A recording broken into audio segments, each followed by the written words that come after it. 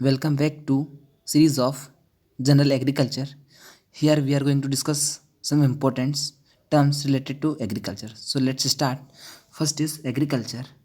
Agriculture is derived from two Latin words, that is ager and cultura. Ager means soil and cultura means cultivation. So from here, cultivation of soil is called agriculture. Second term is sustainable agriculture. Sustainable agriculture एक ऐसी practice है या इस तरह की farming है जिसमें हम कम से कम इनपुट का यूज़ करते हैं, लेस केमिकल फर्टिलाइज़र्स का यूज़ करते हैं, कम से कम यूज़ करते हैं, जिससे हम सॉइल की फर्टिलिटी को मेंटेन रखें ताकि हम लॉन्ग टर्म बेनिफिट सॉइल से ले सकें। थर्ड टर्म आती है शिफ्टिंग कल्टीवेशन, लैंड रोटेशंस या झूम कल्टीवेशन। जनरली शिफ्टिंग कल्टीवेशंस को भी एक नाम दे दिया जाता है झूम कल्टीवेशन। तो आपको इसमें झूम कल्टीवेशन भी याद रखना है कि झूम कल्टीवेशन ही शिफ्टिंग कल्टीवेशन का अदर नाम है। इसमें क्या करते हैं, जनरली ट्राइबल्स पीपल माइग्रेट होते रहते हैं एक जगह से दूसरी जगह है, एक साइकिल चलती है इसमें, जनरली 4 से 5 ईयर की बाद साइकिल रहती है, जिसमें क्या करते हैं ट्राइबल्स पीपल सबसे पहले जंगल्स को वर्न कर देते हैं, जला देते हैं। उसके बाद वहाँ पर वो 4-5 साल तब तक सॉइल की फर्टिलिटी लॉस नहीं हो जाती है, तब तक वह वहाँ पर क्रॉप्स ग्रो करते हैं। जैसे वहाँ पर फर्टिलिटी रिड्यूस हो जाती है, वहाँ से वो मूव कर जाते हैं और दूसरी जगह चले जाते हैं और दूसरी जगह भी सेम सिमिलर प्रैक्टिस करते हैं वो। जनरली यह प्रैक्टिस नॉर्थ ईस्ट स्टेट में की जाती है और झारखंड एमपी में भी की जाती है। थर्ड टर्म है रिस्पॉन्स फार्मिंग। रिस्पॉन्स फार्मिंग का कंसेप्ट स्टीवर्ट ने दिया था 1998 में, उन्होंने टर्म दी थी रिस्पॉन्स फार्मिंग। इन्होंने बताया था हमको क्रॉप को मैनेज करना है मानसून सीजन्स या रेनफॉल के हिसाब से जो कि हम वेदर डेटा का यूज़ करके एक प्रिडिक्शंस करेंगे जिसके अनुसार ही हमको क्रॉप्स को ग्रो करना है। थर्ड आता है हमारा precision farming, site specific farming. एक हाईली मॉडर्न टेक्नोलॉजी है फार्मिंग की, जिसमें हम टारगेट स्पेसिफिक इनपुट्स का यूज़ करते हैं। Target specific inputs like seeds, fertiliser, pesticides etcetera crop productions में according to crop requirement on localised basis. मतलब जहाँ पर जितना रिक्वायरमेंट है हम वहीं पर इनपुट्स को अप्लाई करेंगे। ये होती है हमारी प्रिसिशन फार्मिंग या साइट स्पेसिफिक फार्मिंग। अब आता है आइडियो टाइप। आइडियो टाइप क्या होता है, एक मॉडल प्लांट होता है। जब भी ब्रीडिंग में कोई एक प्लांट को ले जाता है, एक प्लांट की तो एक ब्रीडर एक आइडियल प्लांट डिसाइड करता है, उसके हिसाब से ही वह अपनी ब्रीडिंग स्टार्ट करता है प्लांट में। आइडियल प्लांट वह रहता है जिसमें कि सारे कैरेक्टर डिज़ायरेबल रहते हैं जो ब्रीडर को चाहिए रहते हैं। और यह कॉन्सेप्ट किसने दिया था, डोनाल्ड ने दिया था 1968 में। थर्ड टर्म आती है टेरा फार्मिंग। टेरा फार्मिंग जो कि मार्स प्लेनेट से रिलेटेड है। मार्स पर हम ऐसा इन्वायरमेंट क्रिएट करना चाह रहे हैं जैसा अभी हमारा अर्थ पे है, जहाँ पे हम फूड क्रॉप्स ग्रो कर पा रहे हैं। इसी क्लाइमेट को मार्स पे डेवलप किया जाता है। और यदि हम प्रेजेंट में देखें तो bacteria and plants are being developed by creating the environmental conditions of Mars on Earth. मतलब अर्थ के जैसे ही एक इन्वायरमेंटल कंडीशंस क्रिएट हो गई है जहाँ पर bacterian plants are being developed, जो कि बैक्टीरियन प्लांट्स डेवलप हो चुके हैं। हाइड्रोपोनिक्स। हाइड्रोपोनिक्स क्या होती है, growing of plant under soilless conditions is called hydroponics. Hydro मतलब वाटर, मतलब यहाँ पर वाटर और न्यूट्रिएंट्स का एक सोल्यूशन बनाया जाता है, उसमें हम जब प्लांट को ग्रो करते हैं तो वो एक हाइड्रोपोनिक्स कहलाता है। इसमें सॉइल नहीं रहती, इसलिए इसको सॉइललेस कंडीशंस कहा गया है। और जनरली ये फ्लावर्स एंड वेजिटेबल्स में यूज़ होता है। रिस्पॉन्स कर्व किसने सजेस्टेड किया था, ये हॉलीडे ने किया था। 1960 में। ये इनपुट आउटपुट में एक रिलेशन बताता है, relations between plant population and yield. देखो, टू टाइप्स के रिस्पॉन्स कर्व है, एक होता है एसिम्प्टोटिक रिस्पॉन्स, एक होता है पैराबोलिक रिस्पॉन्स।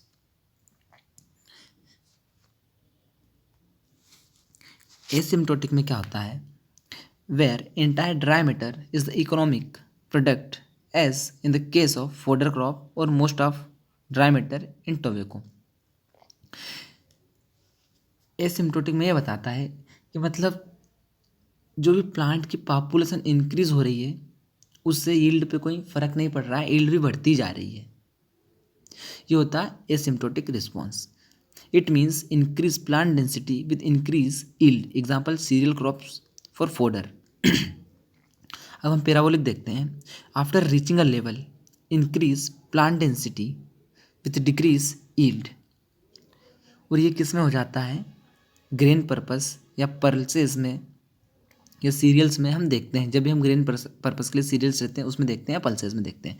तो एक डिज़ायरेबल प्लांट पॉपुलेशंस हम लेते हैं तब तक तो यील्ड बढ़ती है, लेकिन यदि हम ज़्यादा ही प्लांट पॉपुलेशन इंक्रीज कर देंगे तो यील्ड वापस से डिक्रीज होना स्टार्ट हो जाएगी। अब हमें close function relations between input and output देखते हैं, जिसमें क्या होता है, क्वाड्रेटिक रिस्पॉन्स होता है ए प्लस बी एक्स प्लस सी एक्स स्क्वायर। दूसरा होता है लीनियर रिस्पॉन्स जो कि ए प्लस बी एक्स होता है। तीसरा होती है मिक्सचरलेस इक्वेशंस। ये इक्वेशंस का डायरेक्टली पूछ लिया जाता है, D Y by D X is equal to A minus C to the power C. Quadratic response इस तरह का होता है, जैसे ये हमने ग्राफ बनाया, ये कोई हम इनपुट दे रहे हैं इधर से और यहाँ पे हमारा आउटपुट का ये है। तो इसमें क्वाड्रेटिक रिस्पॉन्स में ये जाके एक बार एक लेवल तक पहुँचेगा फिर वापस से डिक्रीज होना स्टार्ट हो जाएगा। ये हमारा मैक्सिमम लेवल है।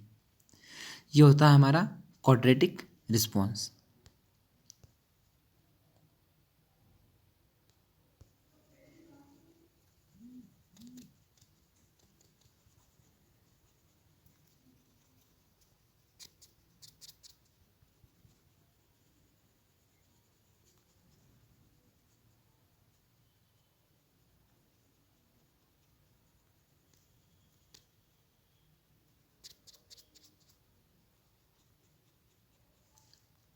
अब हम सेकंड देखेंगे,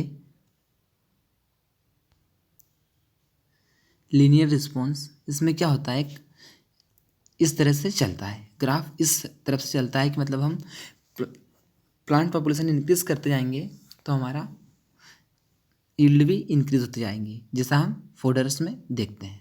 तो ये हो गया लीनियर रिस्पॉन्स।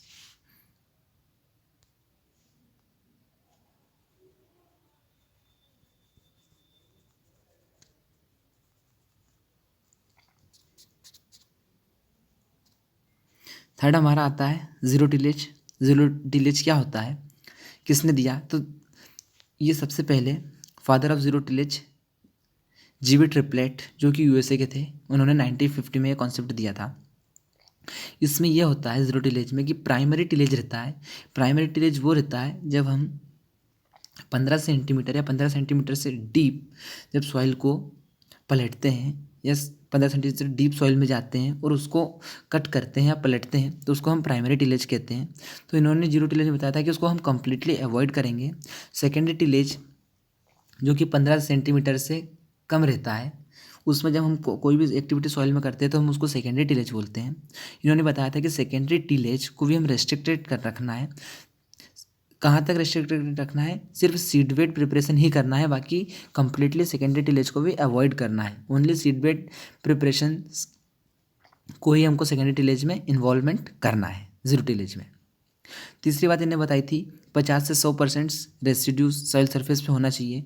और जब भी हम प्राइमरी टिलेज नहीं कर पाएंगे या सेकेंडरी टिलेज नहीं कर पाएंगे तो वीट की प्रॉब्लम्स होगी। तो इन्होंने बताया था कि हम हर्बिसाइड्स, पेराक्वेट एंड ग्लाइसोफेट्स का यूज़ कर सकते हैं वीट कंट्रोल में। ये टोटल किलर हर्बिसाइड्स होते हैं, पेराक्वेट, ग्लाइफोसेट्स, डाइक्वेट। पूरी वेजिटेशंस को किल कर देते हैं। और टिल प्लांटिंग, इन्होंने बताया था कि टिल प्लांटिंग को हम अडॉप्ट करेंगे।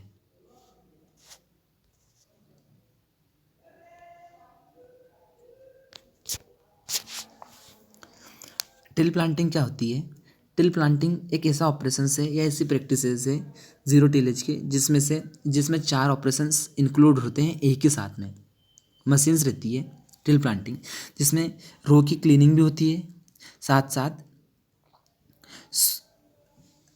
सॉइल भी ओपन होती है सीड इंसर्शन के लिए, फिर उसी टाइम पे सीड का भी प्लेसमेंट होती है और तुरंत सीड की कवरिंग भी हो जाती है सॉइल से। तो ये 4 ऑपरेशंस एक साथ कंप्लीटली टिल प्लांटिंग में होते हैं। This functions are accomplished in one tillage operation, मतलब ये साथ में ही एक ही ऑपरेशंस में हो जाते हैं। फिर आता है मिनिमम टिलेज। मिनिमम टिलेज क्या होता है?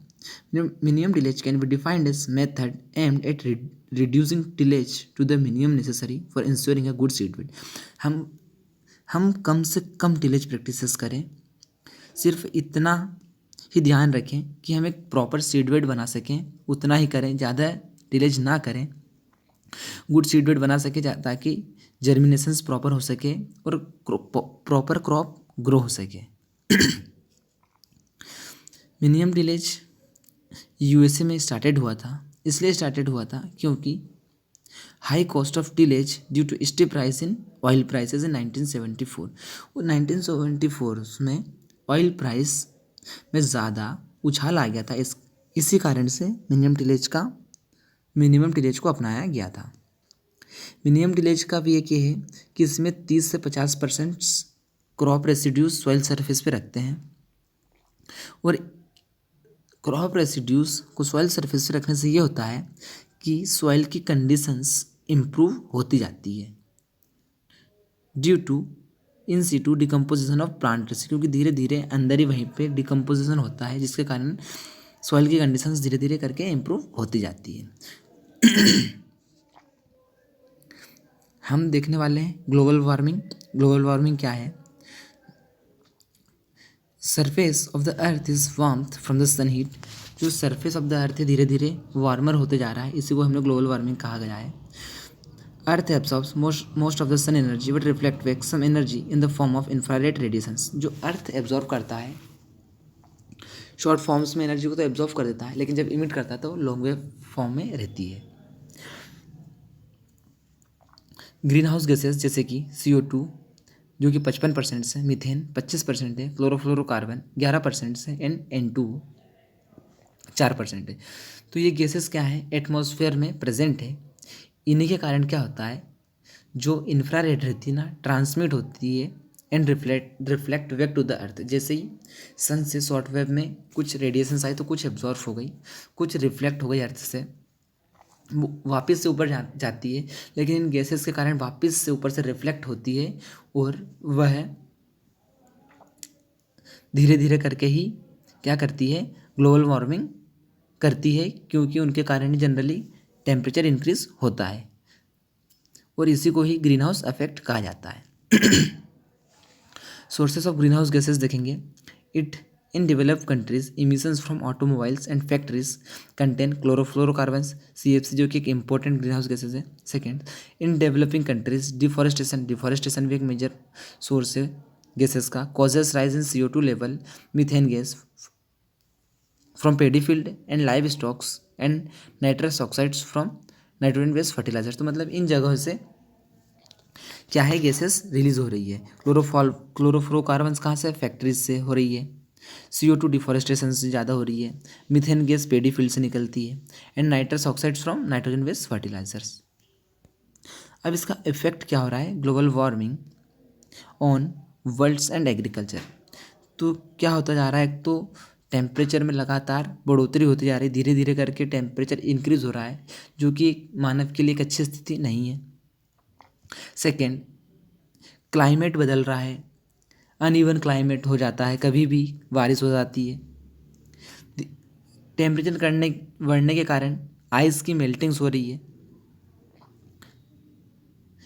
Increase sea levels resulting in submergence of coastal area. Sea level increase होते जा रहा है क्योंकि आइस पिघल रही है बर्फ़ का पिघलना हो रहा है, समुद्र में ज़्यादा पानी आता जा रहा है, इसके कारण क्या है कोस्टल एरियाज़ भी धीरे धीरे डूबते जा रहे हैं और कहीं कहीं पर तो ड्रॉट आ जाता है इन वार्मर रीजन। अब हम कुछ एग्रोनॉमी से रिलेटेड फैक्ट देखने वाले हैं। First is mycorrhiza is symbiotic associations between fungus and roots of higher plant. Second, when vascular avascular mycorrhiza is used to phosphorus solubilizing in plant roots। WAM क्या होती है? वेस्कुलर एरवेस्कुलर माइक्रोराइजा है जो कहाँ पर यूज होती है? Phosphorus solubilising in plants root. Cereals जो काय में डिफिशियंट्स रहती है, अमीनो एसिड्स कौन से अमीनो एसिड्स में डिफिशियंट रहती है? लाइसेंस में। यदि हम लेग्यूम्स में बात करें तो लेग्यूम्स किस अमीनो एसिड में डिफिशियंस रहती है? तो मिथ्योनिन में रहती है। जनरली क्वेश्चंस डायरेक्ट सीधे सीधे पूछ ले जाते हैं, इनको याद ही करना है। थर्ड है power tiller is most suitable for cultivation of paddy. तो हम देख लेते हैं पावर टिलर क्या होता है। पावर टिलर एक मल्टीपर्पस हैंड ट्रैक्टर है, स्मॉल ट्रैक्टर है जो कि मल्टीपर्पस होता है, और एक हैंड ट्रैक्टर है जिसमें क्या होता है, ये मेनली सीड वेट प्रिपरेशंस के लिए यूज़ होता है लोलैंड राइस में। It is also used for seed bed preparation, sowing and fertiliser applications. यह हमने देख लिया पावर टिलर के बारे में, जो कि कहाँ यूज़ होता है? पेडी में यूज़ होता है। अमोनियम पॉलीफॉस्फेट फर्टिलाइज़र है, वो क्या क्या करता है? 15% नाइट्रोजन करता है एंड 62% P2O5 कंटेन करता है। Tetrazolium test, tetrazolium test is done for, काहे के लिए करते हैं हम? इसको वाइबिलिटी ऑफ सीड के लिए करते हैं। हम कुछ देख लेते हैं टेट्राजोलियम टेस्ट के बारे में। टेट्राजोलियम टेस्ट को हम बायोकेमिकल टेस्ट भी कहते हैं, जिससे लैकॉन नाम के साइंटिस्ट ने 1942 में बताया था। इस टेस्ट में क्या करते हैं, 100 से 200 सीड्स लिए जाते हैं टेस्ट के लिए, जो कि 4 रेप्लिकेशंस में होते हैं। 4 रेप्लिकेशंस बनाते हैं, 100 से 200 सीड्स के 4 रेप्लिकेशंस में अलग अलग में। फिर इनको एक केमिकल्स रहता है जिसका नाम है 2,3,5 ट्राइफिनाइल टेट्राजोलियम क्लोराइड या ब्रोमाइड, जो कि एक कलरलेस केमिकल है जिसका 1% सोल्यूशन हम यूज़ करते हैं। जब हम सीड्स को इस सोल्यूशन में डिप करते हैं तो जो भी लिविंग टिश्यूज रहती हैं जो रेस्पायर्स करती हैं are capable of reducing colourless chemical, जो कि कलरलेस केमिकल को रिड्यूस कर देती है। किस कलर में? रेड कलर में। रेड कलर कंपाउंड रहता है जो किसके कारण बनता है? फॉर्माजीन के कारण, जो कि एक नॉन सॉल्यूबल कंपाउंड है। तो आप याद रखिए कि फॉर्माजन जो एक रेड कलर कंपाउंड है, काफ़ी बार एग्जाम में इसको पूछ लिया जा सकता है।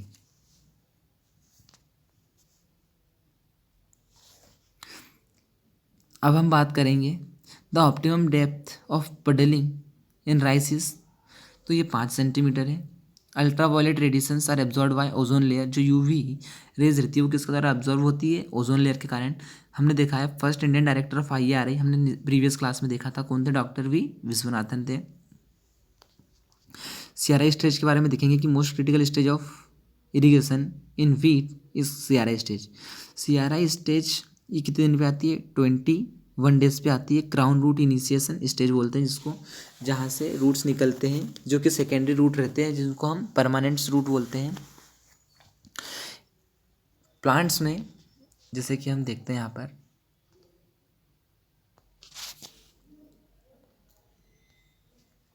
ये हमारा प्लांट है,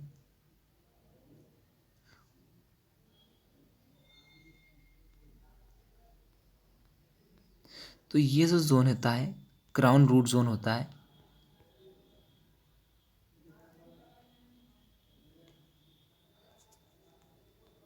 यहाँ से 21 दिन बाद जो रूट निकलते हैं जिनको हम सेकेंडरी रूट्स बोलते हैं, यहाँ से निकलना स्टार्ट हो जाते हैं, इसी को हम क्राउन रूट इनिशिएशन कहते हैं।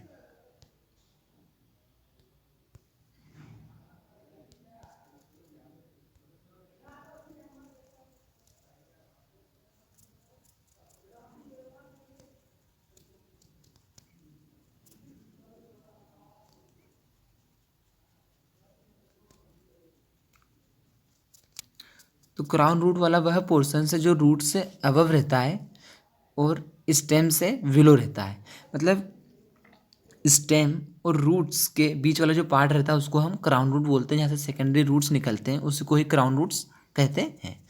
और यह 21 डेज पर आता है, जहाँ पर हमको इरिगेशन देना काफ़ी इम्पोर्टेंट रहता है। हम थर्ड देखेंगे झूम कल्टीवेशंस मोस्टली फाउंड इन, तो ये ईस्टर्न पार्ट ऑफ इंडिया में करते हैं, north eastern parts of India में जनरली झूम कल्टीवेशंस करते हैं। Objective of sustainable agriculture, main objective क्या रहता है सस्टेनेबल एग्रीकल्चर का? मेंटेन इकोलॉजिकल बैलेंस, हम विदाउट इन्वायरमेंट को हरासमेंट पहुंचाए हुए अच्छे से खेती करें, यही इसका ऑब्जेक्टिव रहता है। The plants growing in salt water are known as halophytes, जो प्लांट साल्ट वाटर में ग्रो करते हैं उनको हेलोफाइट्स बोलते हैं। Crop canopy temperature is measured by, जो हम क्रॉप कैनोपी का टेम्परेचर मेजर करते हैं वो कैसे मेजर करते हैं? इंफ्रारेड थर्मोमीटर से मेजर करते हैं। Reclamation disease due to deficiency, reclamation disease क्या होती है? इसमें क्लोरेटिक लीफ टिप, जिसको हम येलो टिप बोलते हैं, ये हो जाती है सीरियल प्लांट्स में, और ये किसकी कमी से हो जाती है? कॉपर की कमी से होती है।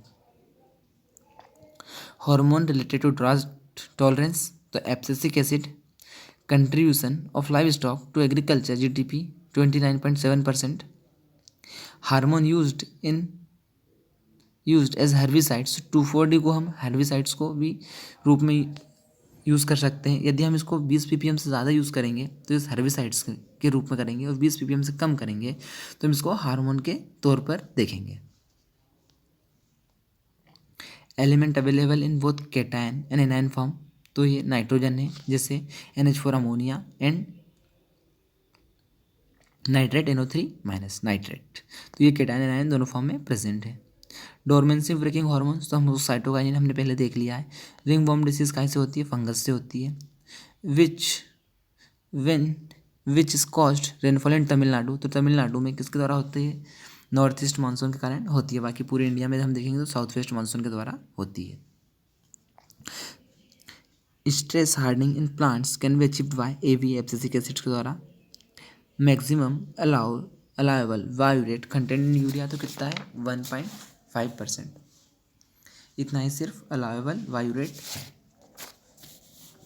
वायु रेट क्या होता है? ये यूरिया में एक इम्प्यूरिटी रहती है, और ये कैसे बनता है? तो जब 2 मॉलिक्यूल ऑफ यूरिया कंबाइन होते हैं, कब? हाई टेम्परेचर अबव 130 डिग्री, तब वायु रेट फॉर्म हो जाता है, और इसकी लिमिट 1.5% से ज़्यादा नहीं होना चाहिए। यदि हम फोलियर स्प्रे की देखें तो ये 0.5 से ज़्यादा नहीं होना चाहिए। Carbon content in organic matter 58% होता है। ऑर्गेनिक मैटर में कितना कार्बन होता है? तो 58% होता है। Nitrogen bio fertiliser use in wheat, azotobacter करते हैं हम। सोरगम की बात करेंगे तो हम एजोस्पाइरिलम यूज़ करते हैं। वर्टिकल मल्च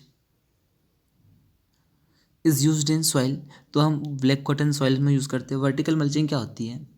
हम नेरो ट्रेंचेस, जो गार्डन बेड्स रहते हैं उनमें क्या करते हैं? नेरो ट्रेंचेस करते हैं, प्लांट्स के बाजू में नेरो ट्रेंचेस बनाते हैं, उसमें स्ट्रॉ फिल कर देते हैं मिलेट्स का, मेज का या सनफ्लावर का, जिसके कारण क्या होता है?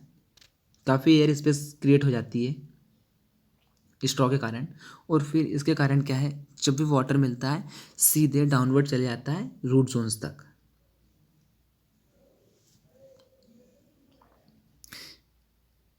यही होती है हमारी वर्टिकल मल्च। तो ये हम कहाँ यूज़ करते हैं? ब्लैक कॉटन सॉइल में। क्राइटेरिया ऑफ एसेंशियलिटी किसने दिया था? ऑर्नर एंड स्टॉइट ने 1939 में दिया था। इन्होंने 3 क्राइटेरिया ऑफ एसेंशियलिटी बताए थे। Optimum spacing for wheat 22.5 centimetre, line to line spacing 22.5 centimetre होना चाहिए। The non traditional area of cultivating wheat is eastern India. Major phosphorus fertiliser in India is DAP, तो DAP हमारा major phosphorus fertiliser है। DAP में phosphorus कितने percent होती है? तो DAP में 16%, सॉरी DAP में 46% फास्फोरस होती है। Very few poor peoples are in, Punjab में सबसे कम बीपीएल या पुअर पीपल्स हैं, और सबसे ज़्यादा देखेंगे तो ये कहाँ पर है, बिहार में। शुगर केन के लिए कौन सा बायो फर्टिलाइजर जनरली यूज़ करते हैं हम, azotobacter. Depth of sowing of soybean seeds, हम सोयाबीन सीड को कितनी डेप्थ पर शो करते हैं, 3 सेंटीमीटर डेप्थ पर शो करते हैं। First variety of rice introduce in India is, सबसे पहली राइस की वैरायटी जो इंट्रोड्यूस हुई थी इंडिया में कौन सी थी, TN1। कब हुई थी, 1964-1965 में इंट्रोड्यूस हो गई थी। Indian mustard is known as Brassica juncea, तो ब्रासिका जुन्सिया है क्या है, हमारी इंडियन मस्टर्ड है। Explosive fertiliser ammonium nitrate. Most prominent soil group in India, सबसे ज़्यादा कौन सी सॉइल्स इंडिया में, तो एल्यूवियल सॉइल है जो कि 146 मिलियन हेक्टेयर एरिया में है। In single super phosphate sulphur content 12% sulphur है सिंगल सुपर फॉस्फेट में, 16% फॉस्फोरस है, 22% कैल्शियम है, और मैग्नीशियम 0.2%।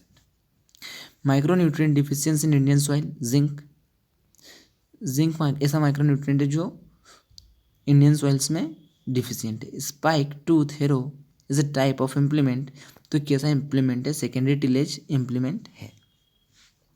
इसका क्या काम है, सॉइल को पल्वराइज करना, क्रॉप रेसिड्यूज को ब्रेक करना, एंड वीट को भी अपरूट करने का।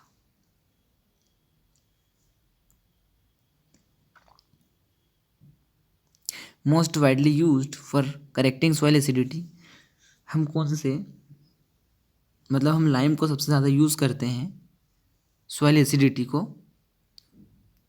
करेक्ट करने के लिए। Diara cultivations method is followed in, किस हम कोकोरूट सबसे ज़्यादा इसको करते हैं। डियारा लैंड वह होती है जहाँ पर बाढ़ का पानी भर जाता है, लेकिन जब जैसे ही रेनी सीजन आता है धीरे धीरे वह पानी वहाँ से निकलता जाता है, और हम उसी लैंड पर क्या करते हैं, कल्टिवेशंस करते हैं, उसी को हम डियारा कल्टिवेशंस कहते हैं। CN ratio of organic matter is 10:1। Carbon nitrogen हम रेशो देखेंगे कार्बन ऑर्गेनिक मैटर का, तो वो कितना होता है, 10:1। नेशनल सीड एक्ट हमने प्रीवियस क्लास में देखा था, 1966 काफ़ी इंपॉर्टेंट है। नेशनल सीड कॉर्पोरेशन 1963 में। रूट प्रोमोटिंग हार्मोन कौन सा होता है, IBA होती है, जो रूट को ग्रोथ को बढ़ावा देता है वो IBA होता है। फ्लावरिंग और फ्रूट सेटिंग में हम कौन सा हार्मोन यूज़ करते हैं, NNA, naphthalic acidic acid. Bench terracing is done when slope is more than 16 से 15%, 16 से 32% स्लोप में हम क्या करते हैं, बेंच टेरेसिंग का यूज़ करते हैं। बेंच टेरेसिंग कुछ नहीं है, स्टेप लाइक स्ट्रक्चर रहता है जहाँ पर स्लोप को कट करके एक प्रॉपर वे में कल्टिवेशंस किया जाता है। Mass per unit volume is called bulk density. Bulk density क्या होती है, mass per unit volume of soil is called bulk density. Disc plough is used when the soil is tough, disc plough का हम use करते हैं जब soil tough रहती है, तो हम किस प्लो का यूज़ करते हैं, डिस्क प्लो का। First manmade cereal is triticale. Cheapest nitrogen content fertiliser is urea, सबसे चीपेस्ट यदि हम नाइट्रोजन फर्टिलाइजर देखें, कंटेंट फर्टिलाइजर देखें तो वो यूरिया है। यूरिया में 40% नाइट्रोजन रहती है। First product of urea hydrolysis ammonium carbamate. First product क्या होता है यूरिया हाइड्रोलिसिस में, अमोनियम कार्बामेट रहता है। नाबार्ड कब सेटअप हुआ था,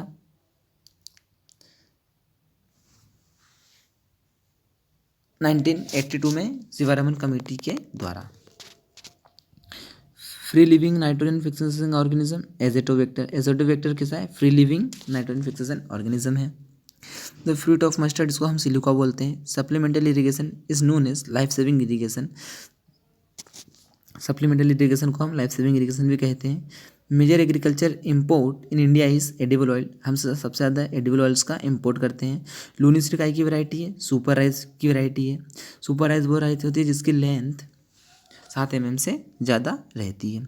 plant with male and female flower are called monoecious. National Biodiversity Board कहाँ है, न्यू दिल्ली में सिचुएटेड है। व्यूफर्ट स्केल का के लिए यूज़ होता है, विंड फोर्स या स्पीड्स को मेजर करने के लिए हम व्यूफर्ट स्केल का यूज़ करते हैं। 1 standard atmosphere is equal to 1013.25 MB। Dieback में देखते हैं हम क्या होता है, डेथ ऑफ ब्रांचेस सूट्स और roots starting at the tip, मतलब डेथ हो जाती है ब्रांचेस सूट्स या रूट्स की, और वो कहाँ से स्टार्ट होता है, टिप से स्टार्ट होता है। तो ये किसकी कमी से होती है, कॉपर की कमी से डायबिटिक डिसीज होती है। Grey spots on leaves occurs due to deficiency, जो ग्रे स्पॉट्स रहते हैं लिप्स में किसकी कमी के कारण आते हैं, वो मैग्नीज की कमी के कारण आते हैं। Indian soils are mainly deficient in nitrogen, Indian soil हमारे इंडिया के सॉइल से काय में डिफिशियंट है, नाइट्रोजन में डिफिशियंट है। Most destructive disease of sugar cane is red rot of sugar cane, जिसमें पित्त क्या हो जाती है शुगर कैन के अंदर, पूरी लाल कलर की हो जाती है, जो कि क्या है, शुगर कैन की मोस्ट डिस्ट्रक्टिव डिसीज़ है। Potatoes are brown on stolon, potato tubers are modified form of stem, जो पोटैटो ट्यूबर्स रहते हैं किस चीज़ का मॉडिफाइड फॉर्म है, स्टेम का मॉडिफाइड फॉर्म है। Sugar cane sowing in trench method to prevent lodging, trench method को हम जावा मेथड भी कहते हैं, और जब हम पिट पिट खोदते हैं 20 से 25 सेंटीमीटर डीप ट्रेंचेस बनाते हैं और फिर उसमें हम शुगर कैन की सोइंग करते हैं, तो हम उस मेथड को क्या बोलते हैं, जावा मेथड या ट्रेंच मेथड बोलते हैं। सीड पर्पस के हिसाब से हम कैरेट को देखें तो क्या है, ये वाइनियल क्रॉप है। Boron is harmful for plant having concentrations more than 3 ppm, 3 ppm से यदि हम ज़्यादा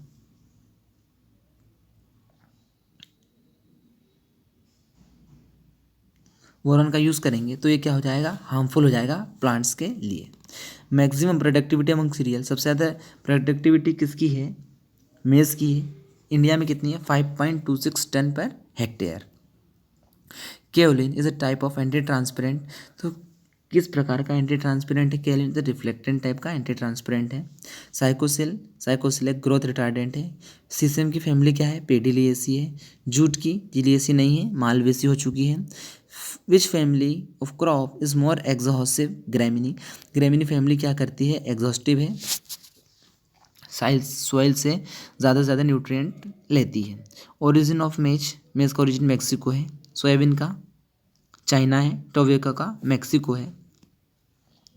हाईएस्ट एरिया ऑफ समर मेज, समर मेज का सबसे ज़्यादा एरिया कहाँ पे है, बिहार में।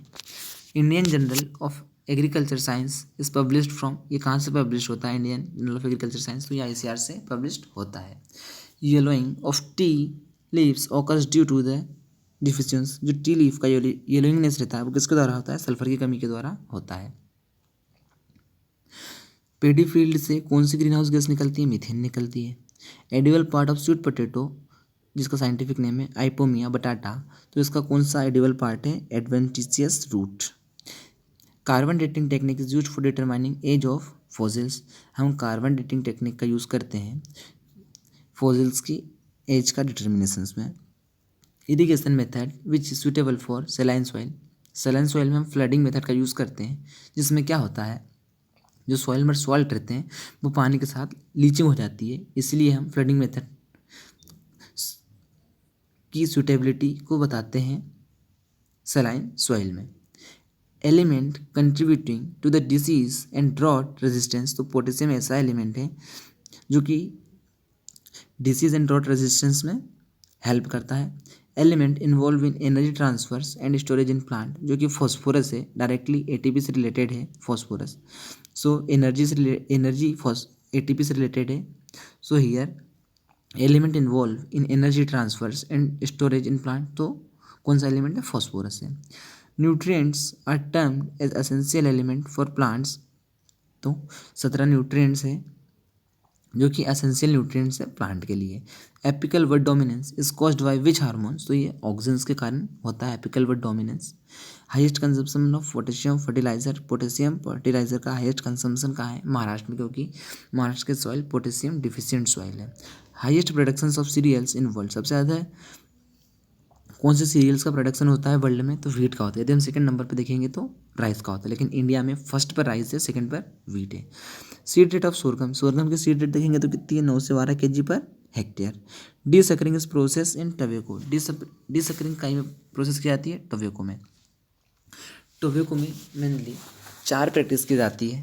सबसे पहले टॉपिंग की जाती है, उसके बाद डीसकरिंग की जाती है, थर्ड नंबर पे प्राइमिंग की जाती है, फोर्थ नंबर पे क्यूरिंग। आप इसका ऑर्डर भी याद रखिए, सबसे पहले टॉपिंग, डीसकरिंग, प्राइमिंग एंड क्यूरिंग। ये 4 प्रोसेस मेनली टबैको में की जाती है। टॉपिंग में क्या किया जाता है, टर्मिनल या एपिकल वर्ड्स को रिमूव कर दिया जाता है। डिसकरिंग में जो सक्कर्स रहते हैं या ऑक्सिलरी वर्ड रहते हैं उनको रिमूव करते हैं। प्राइमिंग में क्या करते हैं, जो राइप्ड लीव रहती है ना उनकी हार्वेस्टिंग करते हैं। क्यूरिंग में ड्राइंग प्रोसेस करते हैं। तो ये 4 प्रोसेस हम जनरली टोबैको में करते हैं। The wheat which was first biological controlled, सबसे पहला बायोलॉजिकल वीट कौन सा कंट्रोल किया गया था, वो था लेंटाना कैमरा। लेंटाना कैमरा, इसमें वायु एजेंट कौन सा था, लेंटाना मोथ, जिसको हम बोलते हैं क्रोसिडोसिना लेंटाना या agromyza lantana.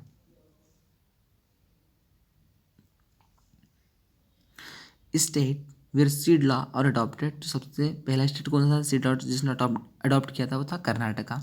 Soil moisture tensions directly measured by टेंसीमीटर, एक इंस्ट्रूमेंट रहता है जहाँ से हम सीधे सॉइल मॉइस्चर टेंशंस को मेजर कर लेते हैं। इवापोट्रांसपिरेशन को मेजर करने के लिए हम लाइसीमीटर का यूज़ करते हैं।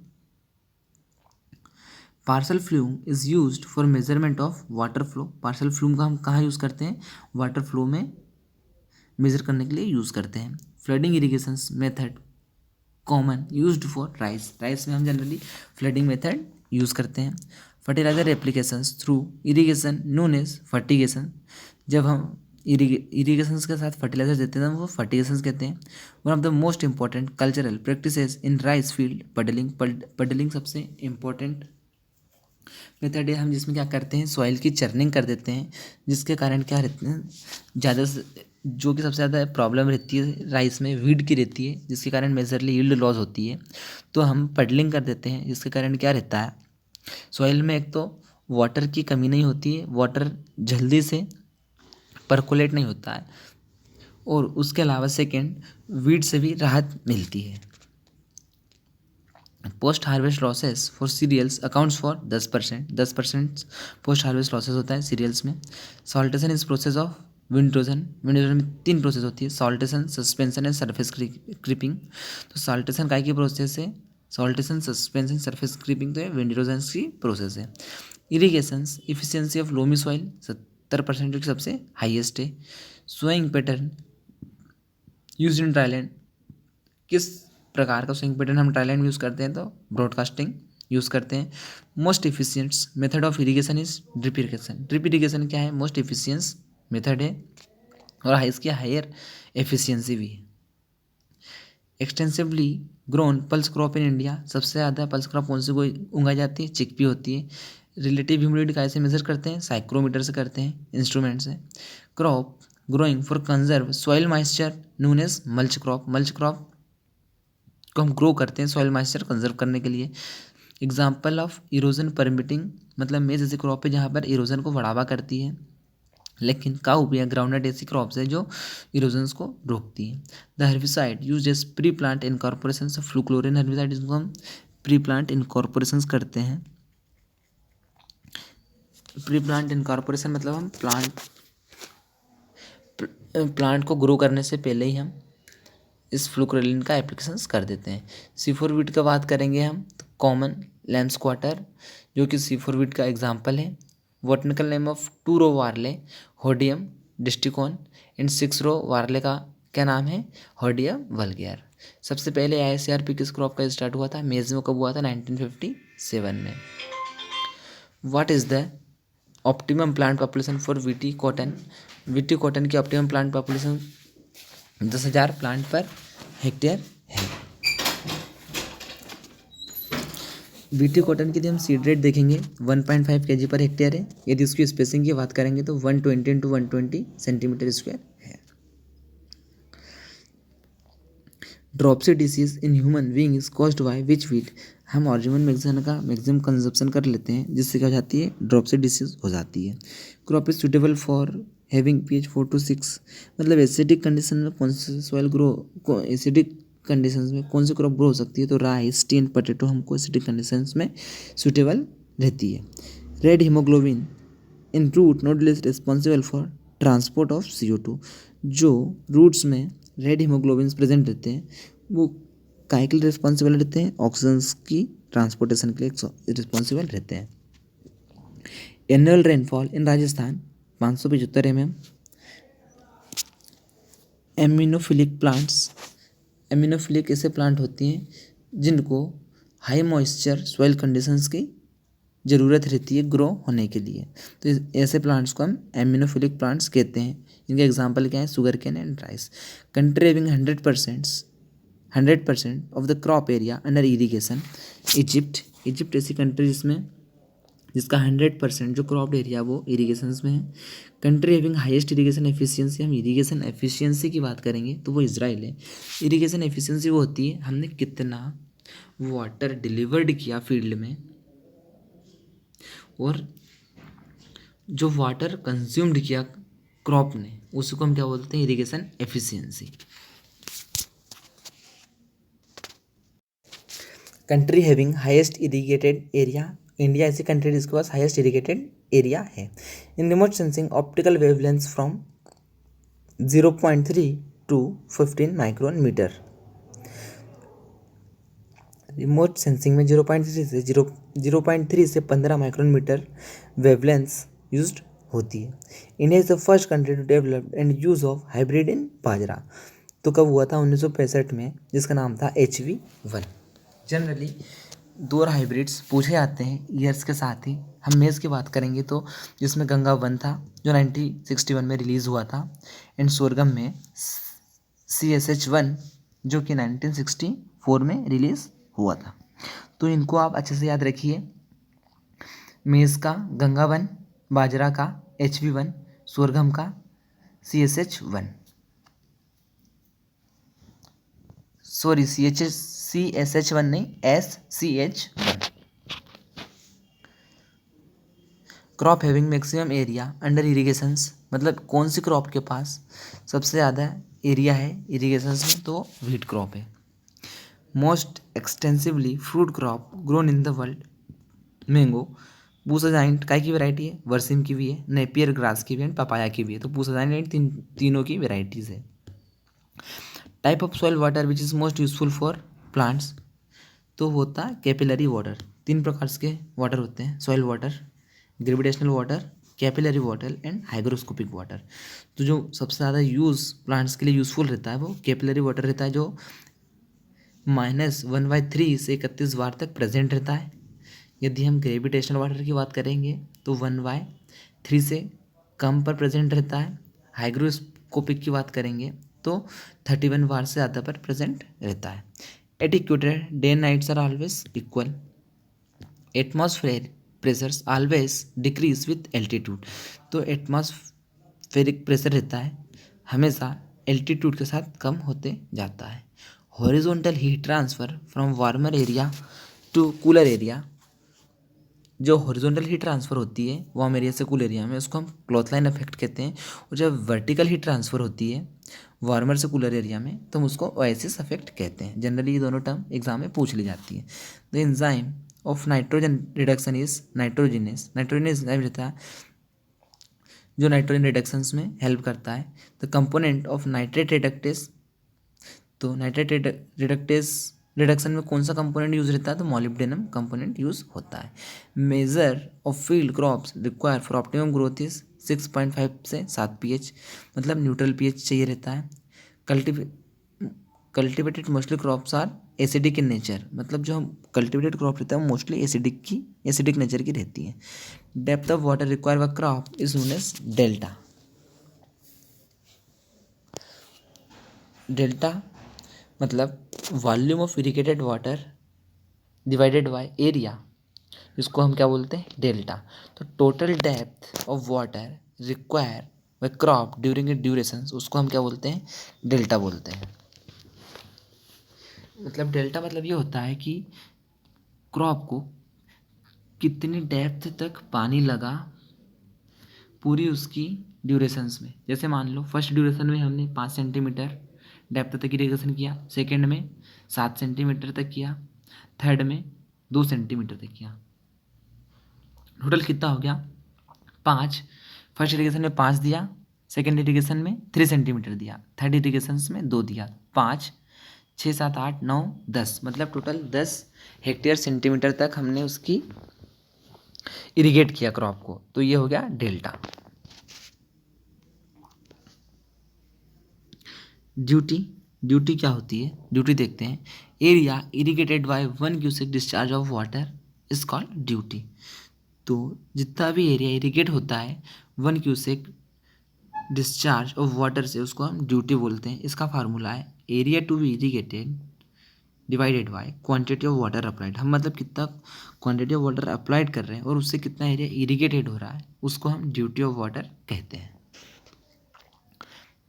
Period in days for which irrigation is supplied to a crop, मतलब शुरू से लेकर आखिरी तक का पीरियड, जहाँ फिर पहली इरीगेशन से लास्ट इरीगेशन का जो पीरियड रहता है उसको हम बोलते हैं waste period.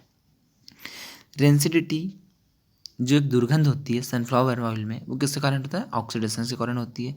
Variety of ब्लेग्राम T9, पंथ U19, ये क्या है? वेराइटीज ऑफ ब्लेग्राम है।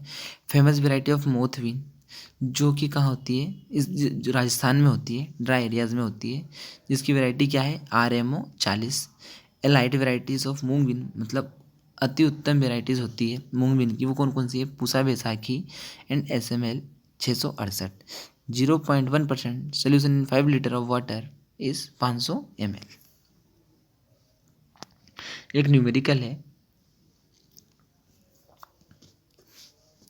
हम देखें बायोक्लाइमेटिक लॉ किसने दिया था? तो बायोक्लाइमेटिक लॉ हॉपकिंस ने ये दिया था। Chemical safener also known as herbicide antidote, जो केमिकल सेफनर रहते हैं जिनको हम हर्बिसाइड एंटीडोट के रूप से भी जानते हैं।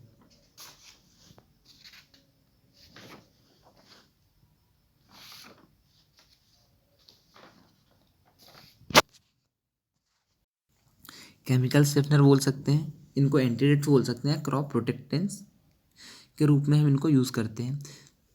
This protect the crop plant from possible damage bye herbicide, मतलब जो भी हर्बिसाइड से क्रॉप को डैमेज होता है उससे बचाने की ये कोशिश करते हैं सेफनर्स।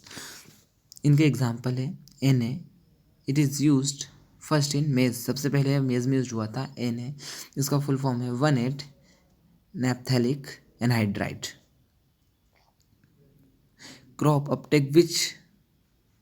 Crop which is highest potassium uptake, तो पटेटो ऐसी क्रॉप है जो सबसे ज़्यादा पोटेशियम को अपटेक करती है। The low pressure area near the equator, जो 5 डिग्री तक का एरिया रहता है नॉर्थ एंड साउथ लेटीट्यूड में, उसको हम क्या बोलते हैं? डोल्ट्रम्स बोलते हैं, जो कि इक्वेटर के पास का एरिया रहता है। Triacontanol is a growth stimulant obtained from, ये कहाँ से हमको ऑब्टेन होता है? ट्राइकेंटोनॉल ये ग्रोथ स्टिमुलेंट है, ये लीव्स ऑफ लूसेंट से हमको प्राप्त होता है। कुछ टर्म्स और देखते हैं। टिलेज इंक्रीजेस, टिलेज करते हैं तो एयर स्पेस बढ़ता है, जिसके क्या कारण क्या बढ़ती है? वाटर होल्डिंग कैपेसिटी बढ़ती है और इन्फिल्ट्रेशंस भी सॉइल में बढ़ जाता है। बट रिड्यूसेस वल्क डेंसिटी, लेकिन वल्क डेंसिटी क्या हो जाती है? डिक्रीज हो जाती है, क्योंकि पोर्स के कारण वल्क डेंसिटी डिक्रीज हो जाती है।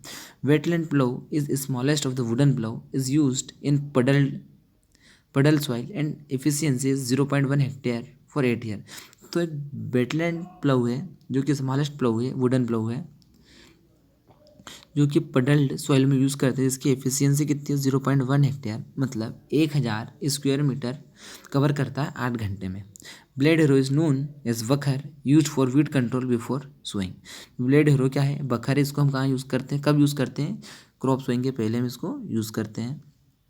The sprinkler system of irrigation provide protection from cold, क्योंकि जब हम स्प्रिंकलर सिस्टम यूज़ करते हैं जिसमें क्या वाटर रिलीज होता रहता है, तो ये कोल्ड से प्रोवाइड करते हैं, क्योंकि ये लेटेंट हीट ऑफ फ्यूजन्स को रिलीज करता है। Splitting open of a pod और फ्रूट इज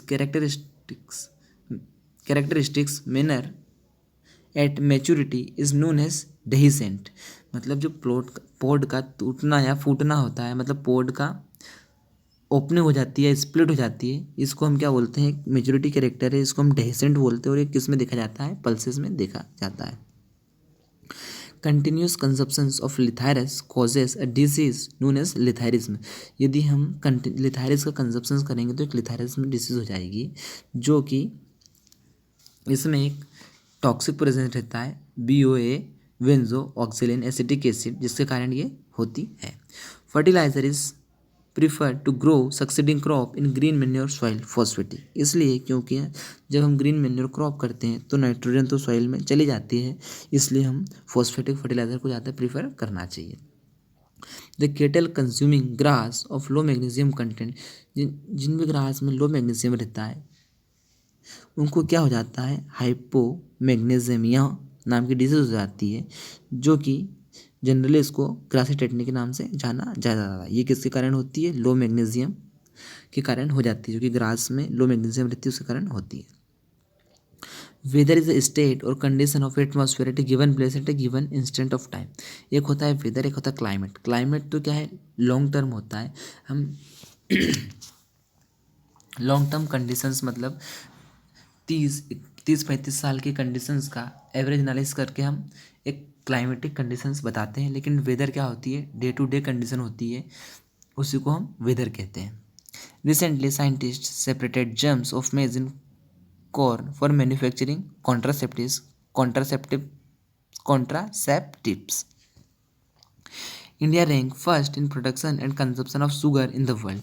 इंडिया की रैंक शुगर प्रोडक्शन में फर्स्ट एंड कंजप्शन में भी फर्स्ट है। The tobacco contribute the largest excise revenues among the agriculture commodities in India.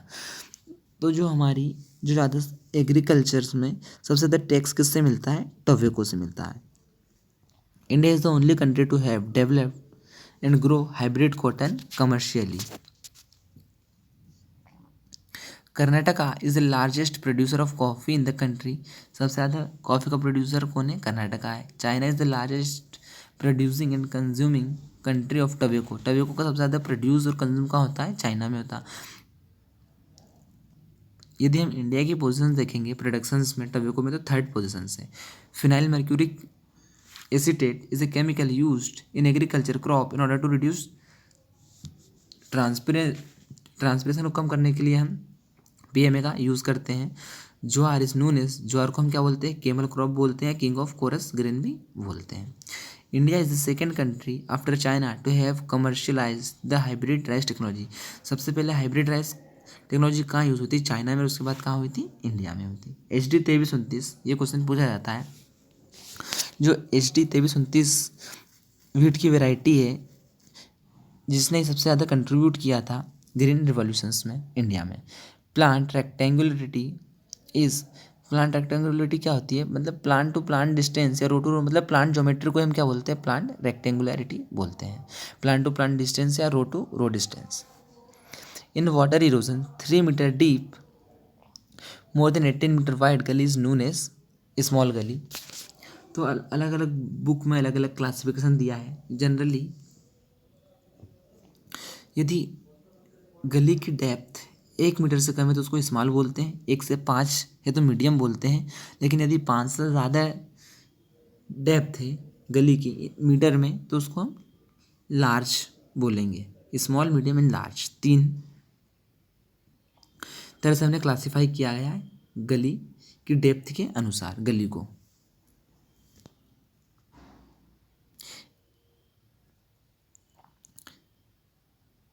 The directions from which wind are coming, जिस direction से wind आ रही है उनको हम विंडवर्ड साइड बोलते हैं, और जिधर जा रही होती है उसको हम लीवर्ड साइड्स बोलते हैं। Agronomic measures use to reduce erosions where slope is less than 2%।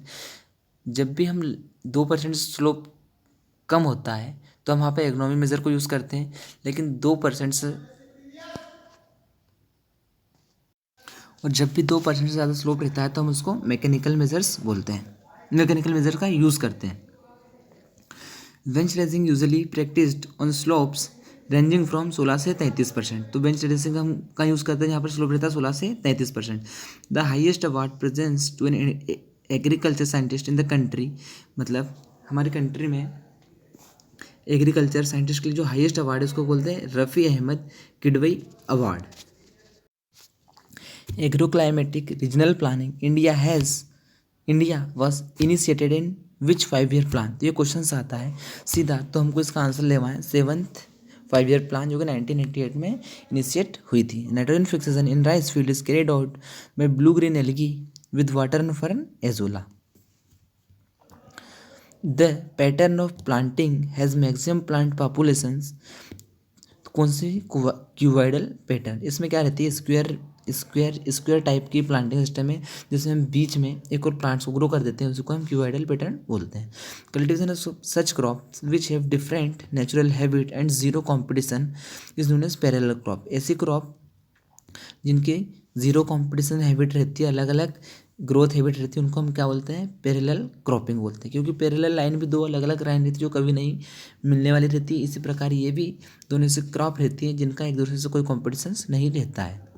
The variety of wheat which is resistance to all 3 type of rust. ऐसे कौन सी वीट की वैरायटी है जो कि तीनों रस्ट से रेजिस्टेंस होती है, तो वो होती है छोटी लरमा। In sugarcane taking of ratoon crop is advisable only one time.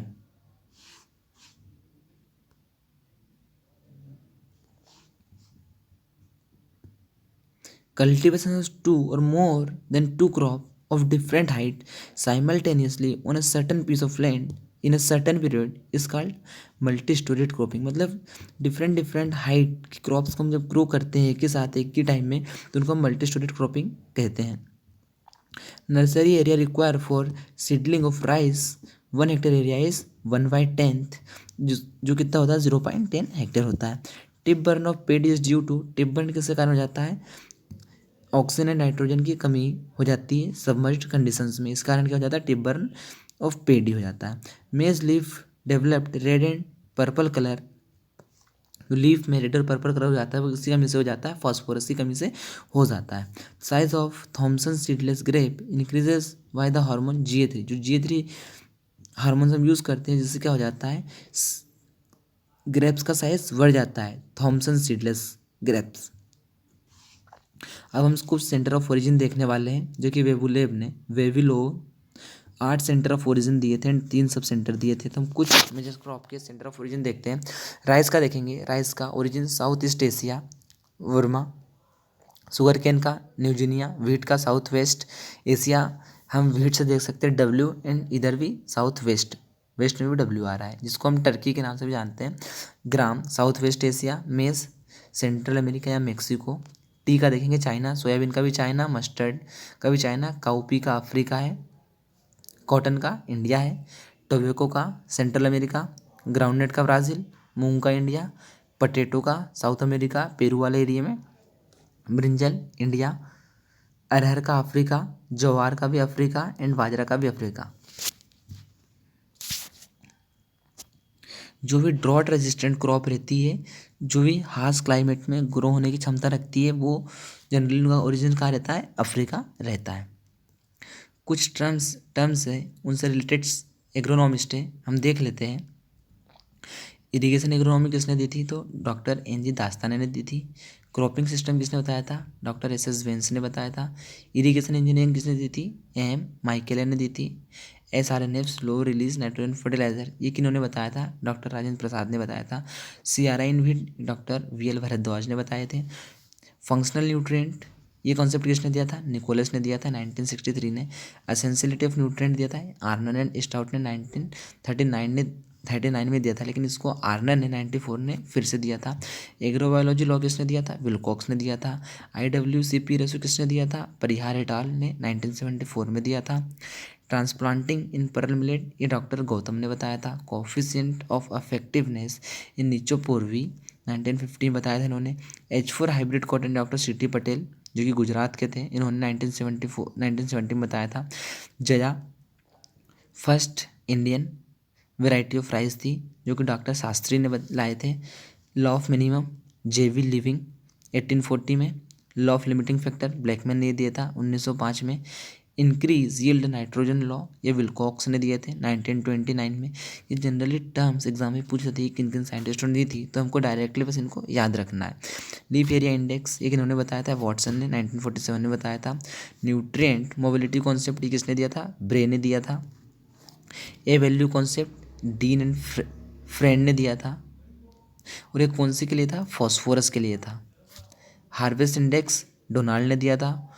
Photo periodism concept किसने दिया था? गार्डनर एंड एलार्ड ने 1920 में दिया था। थर्मोपीरियोडिज्म F.W. वेंटे ने दिया था। वर्नलाइजेशन दिया था, लाइनसेंको ने दिया था। एंटीबायोटिक जो कि पेनिसिलिन थी, वो किसने दी थी? एलेक्जेंडर फ्लेमिंग में फर्स्ट टाइम दी थी 1939 में। बेसिलस रेडिकोला जिसको हम राइजोबियम के नाम से अभी जानते हैं, वो वेजरेंक ने दिया था 1890 में।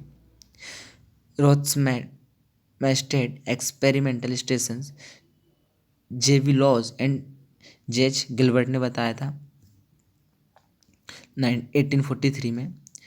अब हम फाउंडर्स या फादर ऑफ डिफरेंट फील्ड देख लेते हैं। Father of field plot experiments J V Boussingault थे। Father of pedology V V Dokuchaev थे। Father of golden revolution doctor K L Chadha थे, जो हम पुरानी क्लास में पढ़ चुके हैं। फादर ऑफ टिलेज या वीड साइंस जेथरेटल थे।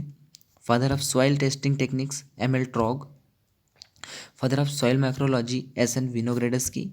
Father of agriculture chemistry J V living.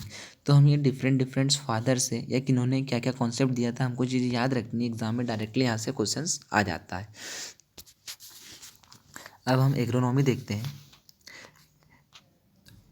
Agronomy एक ग्रीक वर्ड से आया है, जो दो वर्ड से मिलकर बना है। Agros means field and nomos means to manage. अब हम इनको डिफाइन करेंगे। Defined as a branch of agriculture science, agronomy एक एग्रीकल्चर साइंस की ब्रांच है which deals with method which provide favourable environment to the crop for higher productivity. मतलब हमको field को इस तरह से मैनेज करना है ताकि हम हायर ज़्यादा से ज़्यादा क्रॉप प्रोडक्शंस या ज़्यादा से ज़्यादा प्रोडक्टिविटी ले क्रॉप की। Indian agriculture is predominantly of the subsistence type. Peter डेक्रेंसेंसी, जिनको हम फादर ऑफ एग्रोनॉमी बोलते हैं, इन्होंने एक बुक लिखी थी ओपोस रूरेलियम कामोडरम। उसका एक वेन हमोल नाम के साइंटिस्ट आए, उन्होंने बताया कि जो मेन प्रिंसिपल है वेजिटेशंस का वो क्या है? वाटर है। सीधा सीधा क्वेश्चन आता है यहाँ से, इसलिए याद रखना है। When Humboldt. जेथरो टूल, जिन्होंने एक बुक पब्लिश की थी horse hoeing husbandry and the words, इन्होंने ये बुक पब्लिश की थी। और वीड्स एंड जीरो टिलेज, इन्हीं के द्वारा ये वर्ड्स दिए गए थे और इन्हीं को फादर ऑफ वीड साइंस भी कहा जाता है। आर्थर यंग की बात करेंगे। इन्होंने बताया था इन्होंने एक पॉट कल्चर एक्सपेरिमेंट कंडक्ट किया था to increase the yield of crop by applying several materials. मतलब क्रॉप की यील्ड को बढ़ाने के लिए इन्होंने सेवरल्स मटेरियल अप्लाई किए थे, जो कि पोल्ट्री डंग था, लीटर था, ग्राउंड गन पाउडर था और भी कुछ थी, और भी कुछ चीज़ें थी जो etcetera. Published his work in 46 volume annals of, उन्होंने एक वॉल्यूम पब्लिश किया था, उसको बोलते हैं annals of agriculture. A truly scientific approach to farming was started in 1840 by, मतलब एक साइंटिफिक अप्रोच फार्मिंग कब स्टार्ट हुआ था? तो 1840 में स्टार्ट हुआ था जेवी लिविंग के द्वारा, जिनको हम क्या बोलते हैं? एग्रीकल्चर केमिस्ट्री के फादर भी बोलते हैं।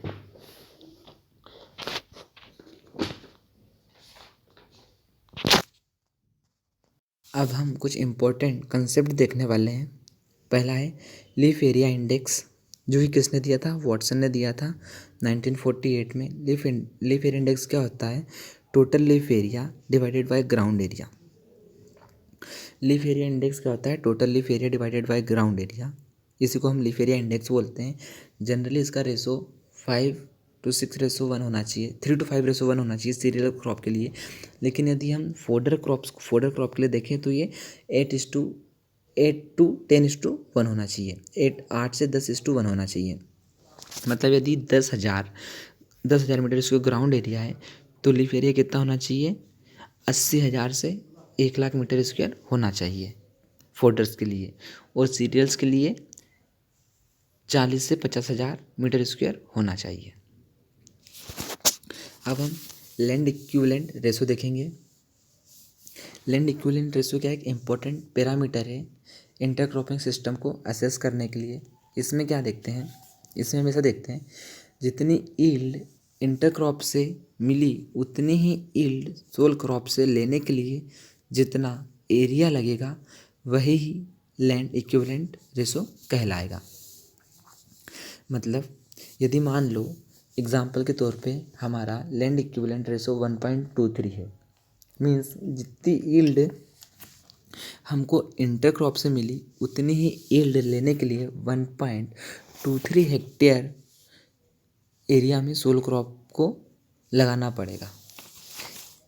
1.23 का मतलब ये होता है कि हमको इंटरक्रॉपिंग में 0.23% एरिया की सेविंग हुई है। इसका फार्मूला देख लीजिए। यील्ड ऑफ इंटरक्रॉप जो भी हम ले रहे हैं, इंटरक्रॉप दो क्रॉप ले रहे हैं, एक ए क्रॉप एक बी क्रॉप है, तो हम दोनों की यील्ड देखेंगे, डिवाइडेड कर देंगे हम उसको यील्ड ऑफ सोल क्रॉप्स को, तो हमारा आ जाएगा लैंड इक्विवेलेंट रेशो आ जाएगा। यदि एक से ज़्यादा है तो हमारे लिए इंटरक्रॉप बेनिफिशियल है, यदि एक से कम है तो हमारे लिए वह बेनिफिशियल्स नहीं है। LER 1.10 मीन्स यदि इंटरक्रॉप में हमको 10% मोर यील्ड मिल रही ही है। क्रॉपिंग इंटेंसिटी हमको ये बताता है कि हमारा एक बार से ज़्यादा कितना परसेंट एरिया सो हो रहा है। जैसे हमारे इंडिया की क्रॉपिंग इंटेंसिटी 143% है, तो यदि हम देखें, यदि 100 में से हम 43 माइनस कर देंगे, यदि 100 में से 43 माइनस कर देंगे तो 57। यदि मतलब हम देखेंगे तो हम 57% एरिया में तो मोनोक्रॉपिंग कर रहे हैं, लेकिन यदि हम 43% एरिया देखेंगे तो हम उसमें डबल क्रॉपिंग कर रहे हैं। तो हम क्रॉपिंग इंटेंसिटी कैसे निकालते हैं? Total cropped area divided by net cultivated area into 100। तो इस प्रकार से हमारी क्रॉपिंग इंटेंसिटी निकल जाती है। अब हम क्रॉप रोटेशन देखेंगे। In crop rotation land is fixed, मतलब लैंड हमारी फिक्स्ड रहती है, but crop is rotated year after year on same land. मतलब हम एक क्रॉप रोटेशन बनाते हैं जिसमें क्या करते हैं, क्रॉप को हमारे हिसाब से रोटेट करवाते हैं कि हमको सीरियल्स के बाद पल्स लेना है, फिर अगेन पल्स के बाद सीरियल्स लेता है। तो इस प्रकार से हम क्रॉप का एक रोटेशन बनाते हैं जिसमें क्रॉप को रोटेट करवाते हैं, प्लान बनाते हैं क्रॉप रोटेशंस में, जिसमें क्या रहता है, हमारे सॉइल की फर्टिलिटी मेंटेन रहती है। यदि हम लगातार सीरियल्स ग्रो करते जाएंगे तो हमारी सॉइल की फर्टिलिटी भी डिस्ट्रॉय हो जाएगी। इसलिए हमको रोटेशन प्लान में ऐसी क्रॉप्स भी लेना है जो सॉइल की फर्टिलिटी को मेंटेन रखे। और यदि हम एक ही प्रकार की क्रॉप लेंगे तो पैथोजन, इंसेक्ट पेस्ट या डिसीज के चांसेस भी ज़्यादा रहते हैं। इसलिए हमको क्रॉप को रोटेट करना भी ज़रूरी है कि ज़्यादा डिसीज पेस्ट का अटैक ना हो। अब हम निकालेंगे क्रॉप रोटेशन इंटेंसिटी। इसका फार्मूला है number of crops in crop rotation upon number of year in a crop rotation. यदि हम देखते हैं एक ईयर का रोटेशन देखते हैं, राइस या पी। राइस पी मतलब राइस हम खरीफ में ले लेंगे, पी हम कब ले लेंगे, रबी में ले लेंगे। तो ये इसकी rotation intensity number of crop कितनी हो गई, 2 हो गई। वो रोटेशन कितने का था, 1 साल का, तो 2 × 100, तो ये हो गया 200। तो 200% आ गई। मतलब 200% हमको ये बताता है कि हमने, यदि हम 200% को जब 100 से डिवाइड करेंगे परसेंट हटाने के लिए, तो 1 साल में 2 क्रॉप ली है। तो 200% हमको ये बताता है कि हमने 1 साल में 2 क्रॉपें ली है। यदि हम देखेंगे क्रॉप रोटेशन फॉर 2 ईयर, हमने पहले क्या लिया, ग्राउंड, खरीफ में ग्राउंडेड ले लिया, फिर रबी में व्हीट ले लिया, फिर अगेन जब हमने व्हीट काट लिया उसके बाद क्या लगाया, शुगर केन लगा दिया। तो ये कितने हो गए, 2 साल का ईयर हो गया। तो इसमें हम देखेंगे 150, यदि 150 को हम डिवाइड करते हैं 100 से तो 3/2 हो जाएगा। तो ये हमको शो करेगा कि हमने 3 क्रॉप्स ली है 2 साल में। तो हमको क्रॉप रोटेशन इंटेंसिटी ये बताता है कि हमने कितने साल में कितनी क्रॉप ली है।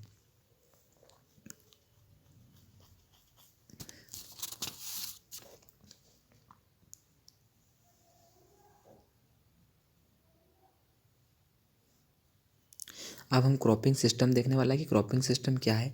It refers to the cropping pattern used on a farm and their interactions with farm resources, associated farm enterprises and the available component technology. हम पहले देखेंगे क्रॉप रोटेशन, देखा कि हमने क्रॉप रोटेशन में क्या किया। सबसे पहले प्लानिंग करते हैं क्रॉप्स ग्रो करने की, एक रोटेशंस प्लान में, तो उसको हम क्रॉप रोटेशन बोलते हैं। जब हम प्लानिंग करते हैं उसके बाद क्रॉप को अलग अलग प्रोपोर्शन देते हैं कि हमको किस क्रॉप को कितने प्रोपोर्शन में ग्रो करना है। प्लानिंग के साथ जब हम प्रोपोर्शन करते हैं क्रॉप का तो हम उसको क्रॉपिंग पैटर्न बोलते हैं। और जब प्लानिंग प्रोपोर्शंस और मैनेजमेंट करते हैं तो ये क्या बन जाता है, एक क्रॉपिंग सिस्टम, एक सिस्टम बन जाता है जिसको हम बोलते हैं क्रॉपिंग सिस्टम। इसी को हम बोलते हैं क्रॉपिंग सिस्टम। इसमें क्या होता है, planning plus proportions plus management, इसमें तीन चीज़ होती हैं, इसको हम बोलते हैं क्रॉपिंग सिस्टम। और उसका इंटरेक्शन रिसोर्सेज को यूज़ करना, मैनेज करना अकॉर्डिंगली विद क्रॉप्स, इसी को हम क्या बोलते हैं, क्रॉपिंग सिस्टम। अब हम हार्वेस्ट इंडेक्स देखने वाले हैं। हार्वेस्ट इंडेक्स क्या होता है, द एफिशिएंट यूटिलाइजेशन और assimilation of CO2 in the form of photosynthesis expressed in term of harvest index. Harvest index also called coefficient of effectiveness. इसका फार्मूला है था economical yield upon biological yield. Economical part क्या रहता है, grain रहता है, और बायोलॉजिकल पार्ट क्या रहता है, ग्रेन प्लस स्ट्रा इंटू 100 कर देते तो हमारा क्या आ जाता है, हार्वेस्ट इंडेक्स आ जाता है।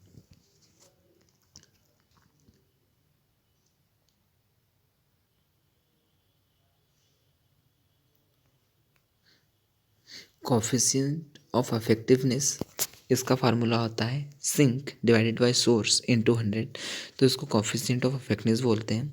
सोर्स क्या रहता है, part of the plant where photosynthesis occur, मतलब सोर्स यहाँ फोटोसिंथेसिस ऑक्योर होती है, जो कहाँ पर होती है, लिप्स में होती है। सिंक क्या होता है, वेयर फोटोसिंथेसिस एक्यूमुलेट्स, मतलब जहाँ पर फोटोसिंथेसिस होकर एक्यूमुलेट हुई, तो यह कहाँ होती है, जनरली ग्रेन वाले पार्ट्स में होती है।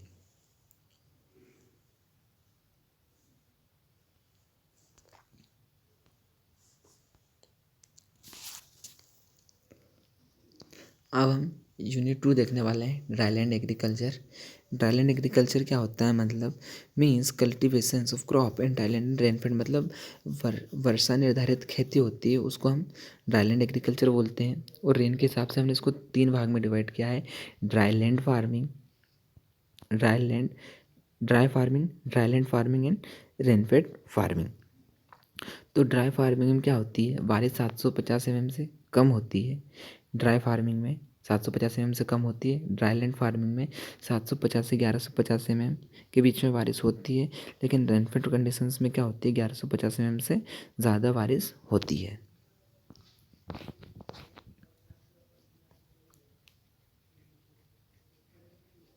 यदि हम कंस्टिट्यूएंट देखें dryland farming and rainfed farming में, देखें कुछ कंस्टिट्यूट में डिफरेंस देखेंगे। तो यदि रेनफॉल होती है तो ड्राईलैंड में 800 mm से कम होती है, रेनफेड में 800 mm से ज़्यादा होती है। यदि मॉइस्चर एबिलिटी टू क्रॉप देखेंगे तो shortage, potential evapotranspiration than the मतलब पीटी ज़्यादा होता है प्रेसिपिटेशन से, लेकिन रेनफेड फार्मिंग में पीटी कम होता है प्रेसिपिटेशन से। ग्रोइंग सीजन देखेंगे तो इसमें कम होता है ड्राईलैंड में, क्योंकि यहाँ पे बारिश कम होती है। रेनफेड में ज़्यादा होता है क्योंकि यहाँ पर बारिश ज़्यादा होती है, तो यहाँ पे 200 दिन से ज़्यादा होता है यहाँ, और ड्राईलैंड में 200 दिन से कम होता है। ग्रोइंग रीजन देखेंगे तो जहाँ पर 200 दिन से कम बारिश हो, 800 mm से कम बारिश होती है और 200 दिन से कम का ग्रोइंग पीरियड है, तो यहाँ पर कौन से एरिया आ जाता है, एरिड, सब एरिड एंड सब ह्यूमिड वाले एरिया जाते हैं। लेकिन रेनफेड फार्मिंग में ह्यूमिड एंड सब ह्यूमिड वाले एरिया आ जाते हैं। क्रॉपिंग सिस्टम की बात करेंगे तो सिंगल और मिक्स्ड क्रॉपिंग, यहाँ पर सिंगल या मिक्स्ड क्रॉपिंग ले सकते हैं, लेकिन रेनफेड फार्मिंग में हमको डबल या इंटरक्रॉप लेने को मिल जाती है। यदि हम कांस्टेंट देखेंगे तो ड्राईलैंड फार्मिंग में विंड एंड वाटर इरोजन दोनों होता है, क्योंकि यहाँ पे सॉइल के पास ना तो ज़्यादा, यहाँ पर सिर्फ विंड एंड वाटर इरोजन होता है। लेकिन रेनफेड फार्मिंग में क्या होता है, वाटर इरोजन होता है, क्योंकि यहाँ पर हमेशा एवेबिलिटी बनी रहती है पानी की, इसलिए यहाँ पे वाटर इरोजन रहता है। लेकिन यहाँ पर ड्राईलैंड फार्मिंग में पानी की कमी रहती है, इसलिए यहाँ पर विंड इरोजन के साथ, वाटर इरोजन के साथ विंड इरोजन भी होता है। अब यूनिट 3 में हम देखने वाले हैं agro climatic regional planning. Agro climatic regional planning, तो ये 1988 में इनिशिएट हुई थी प्लानिंग कमीशंस के द्वारा अंडर 7th 5 year प्लान में। तो जनरली क्वेश्चन आता है एग्रो क्लाइमेटिक रीजन प्लानिंग कब इनिशिएट हुई थी, तो 1988 में किसके द्वारा, प्लानिंग कमीशंस के द्वारा इनिशिएट हुई थी, और 7th 5 year प्लान में इनिशिएट हुई थी। सेकेंड होता है agro climatic zone. Agro climatic zones एक ऐसे लैंड एरियाज होते हैं जहाँ पर हम मतलब प्लानिंग कमीशंस ने एग्रो क्लाइमेटिक जोन्स बनाए, एक प्लानिंग कमीशंस ने एग्रो क्लाइमेटिक जोन्स बनाए थे। प्लानिंग कमीशंस ने एग्रो क्लाइमेटिक जोन्स अलग अलग बनाए थे क्लाइमेट और ग्रोइंग पीरियड के आधार पर, जहाँ पर हम क्रॉप ग्रो कर सकें या क्रॉप का मैनेजमेंट बेटर वे में कर सकें ताकि कम से कम लॉस हो। लेकिन ये फेल हो गया था और इसके बाद ही एग्रो इकोलॉजिकल रीजन कंसेप्ट आया था, जिसमें 4 चीज़ इन्वॉल्व थी, 4 फैक्टर्स इन्वॉल्व थे: climate, growing period, soil type and land form.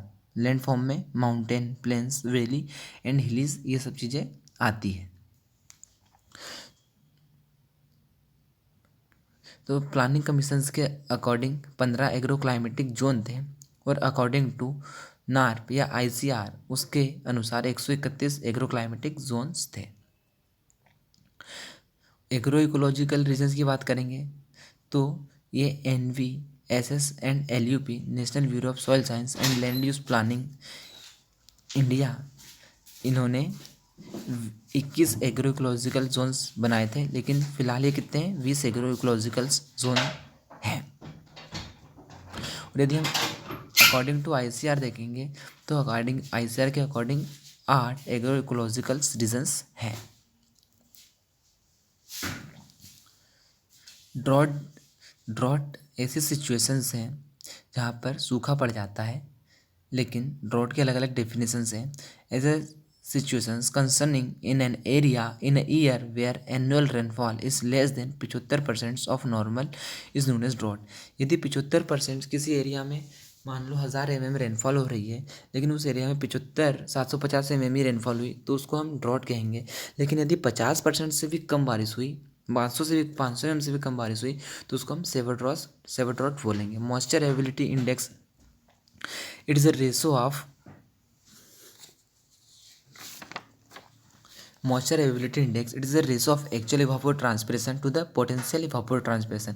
Actual evapotranspiration क्या होती है? क्वांटिटी ऑफ वाटर जो कि एक्चुअली रिमूव्ड हुई है, लेकिन potential evapotranspiration capability of atmosphere to remove water, ये होता है पोटेंशियल evapotranspiration।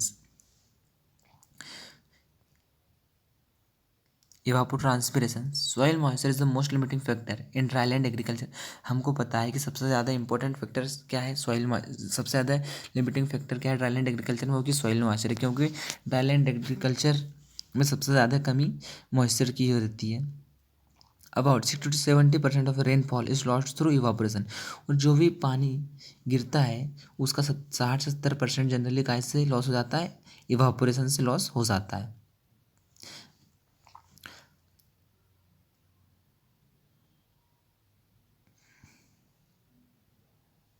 लेकिन हम इवापोट्रांसपिरेशन लॉस को रोक सकते हैं मल्च का यूज़ करके, एंटी ट्रांसपेरेंट का यूज़ कर से एंड विंड ब्रेक का यूज़ यूज़ करके। हम देखते हैं कुछ एंटी ट्रांसपेरेंट। तो एंटी ट्रांसपेरेंट ऐसे मटेरियल होते हैं जो कि हम प्लांट को अप्लाई करते हैं तो क्या हो जाता है? उनका ट्रांसपिरेशन रिड्यूस हो जाता है। एंटी ट्रांसपेरेंट क्या करते हैं? फोटोसिंथेसिस को रिड्यूस कर देते हैं। हम कुछ एंटी ट्रांसपेरेंट्स देखते हैं, जनरली 4 टाइप के होते हैं। पहले स्टोमेटा क्लोजिंग टाइप, जो कि स्टोमेटा को क्लोज कर देते हैं, जिसका एग्जांपल है PMA, फिनाइल मर्क्यूरिक एसीटेट या फिर एट्राजिन्स। फिल्म फॉर्मिंग की बात करेंगे, देखिए क्या करते हैं? फॉर्मेशन ऑफ थिन फिल्म, एक थिन फिल्म का फॉर्मेशन करते हैं जो कि एक फिजिकल बैरियर का काम करती है। इसका एग्जांपल है मोबिलीफ, हेक्साडेकेनॉल, सिलिकॉन, ऑयल्स एंड विक्स। ये एंटी ट्रांसपेरेंट्स काफ़ी इंपॉर्टेंट है, एग्जाम में पूछे जाते हैं जनरली, तो यहाँ से आपको ध्यान रखना है एग्जाम्पल्स इनके। रिफ्लेक्टिंग टाइप के एंटी ट्रांसपेरेंट देखेंगे जिनका एग्जाम्पल है केओलिन, क्योंकि क्या करते हैं? केमिकल्स रहते हैं जो रिफ्लेक्ट कर देते हैं रेडिएशंस को, जिसके कारण क्या है? लीफ का टेम्परेचर इंक्रीज नहीं होता है, जिससे ट्रांसपिरेशन रिड्यूस हो जाता है। ग्रोथ रिटार्डेंट, जिसका एग्जांपल है साइकोसिल, जो कि क्या करते हैं? दे आल्सो इंड्यूस स्टोमेटा, जो कि क्या है? क्लोजिंग स्टोमेटा को क्लोज कर देते हैं। Wind breaks and shelter belts देखेंगे। विंड ब्रेक्स क्या होते हैं? ये ऐसे स्ट्रक्चर्स होते हैं जो कि विंड्स को रोकते हैं या विंड्स के फ्लो को रोकते हैं या विंड की स्पीड को रिड्यूस करते हैं। लेकिन हम शेल्टर बेल्ट की बात करेंगे। शेल्टर बेल्ट्स क्या होते हैं? रोज ऑफ ट्रीज और shrubs planted across the wind directions. मतलब जिधर से विंड डायरेक्शन आ रही है उसके अक्रॉस में हम बहुत सारी ट्रीज या उनके बीच में श्रब्स को प्लांट कर देंगे, उसी को हम क्या बोलते हैं? शेल्टर बेल्ट्स बोलते हैं। जो कि क्या करते हैं? क्रॉप को डैमेज होने से बचाते हैं कोल्ड वेव्स या हॉट वेव से। एग्रो फॉरेस्ट्री की बात करेंगे तो एग्रो फॉरेस्ट्री क्या है? ये लैंड यूज मैनेजमेंट सिस्टम है, ऐसा सिस्टम है जिसमें हम ट्रीज श्रब्स और ग्रोन, ट्रीज और श्रब को भी हम ग्रो करते हैं क्रॉप्स के साथ to enhance productivity, profitability and ecosystem sustainability.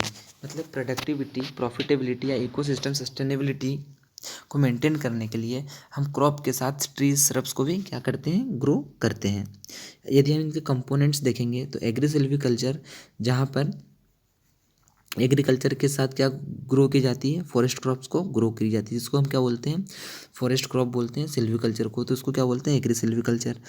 Second होता है सिल्वो पास्चुरल सिस्टम, जिसमें forest are merged for the productions of wood as well as rearing of domestic animals. Silviculture plus pasture management. Third आता है agro silvo pastoral system, जिसमें agriculture crop के साथ forest crop भी उगाई जाती है और पास्चरल क्रॉप्स भी उगाई जाती है। एग्री हॉर्टी सिल्वीकल्चरल सिस्टम, इसमें एग्रीकल्चरल क्रॉप के साथ हॉर्टिकल्चर क्रॉप्स, उसके साथ ही सिल्वीकल्चरल मतलब फॉरेस्ट क्रॉप्स को ग्रो किया जाता है। एग्री सिल्वी एक्वाकल्चर सिस्टम, इसमें एग्रीकल्चर क्रॉप के साथ forest crops along with fish productions किया जाता है। अब आता है land capability classifications. On the basis of capability of limitations, land are grouped into 8 classes by US soil conservation service. मतलब सॉइल को 8 अलग अलग भागों में बांटा है लिमिटेशंस के हिसाब से। हम देखते हैं 2 प्रकार से बांटा गया है इनको। पहला तो लैंड सुटेबल फॉर कल्टिवेशंस, जो कि 4 क्लास में first second third and fourth जो क्लास है, जिसमें क्या है? कल्टिवेशंस के लिए सूटेबल है। लेकिन यदि हम 5th 6th 7th 8th class को देखेंगे जो कि सूटेबल नहीं है।